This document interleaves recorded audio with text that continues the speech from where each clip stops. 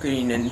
This is a follow-up to yesterday's video. Unfortunately, yesterday's video got cut off when I was in the middle of getting to the good stuff.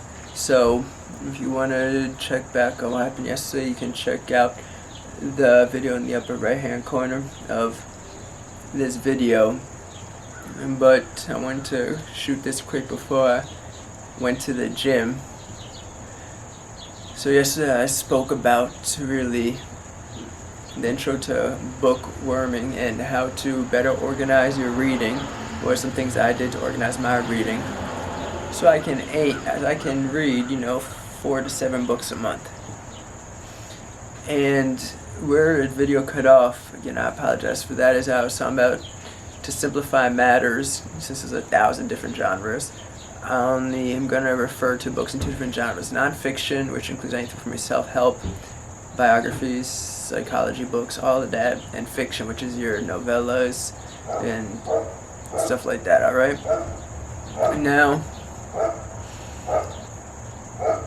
what I found, because I have a very low attention span, is that I can read a book for a little while, but then after I read some of that, I want to move on to something different. Then I want to check out a different book, then check out a different book, and before I know it, I'm reading like 8 different books.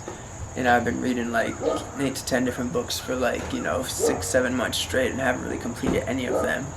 So yesterday morning, I wanted to try to refocus those energies into a good productive reading schedule. So get something for this, and I hope you're able to implement it in your life. And this is really the second day I started implementing it in mine. Third day I started implementing it in mine, so I'll let you know how it goes for me. But since I have this low span of energy, low span of attention, I always find myself reading all these books at one time. There's nothing wrong with that. Some of us like to read more books than once at a time.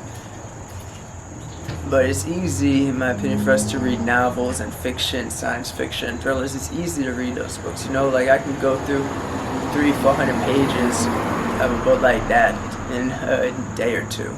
But when it comes to the nonfiction books, the self-help books, the financial books, the good books that really help you progress your life forward, it takes a little more energy and effort to read it, to understand it, retain the information. So the new schedule that I'm implementing is I'm going to select one nonfiction book per week that I want to read and complete.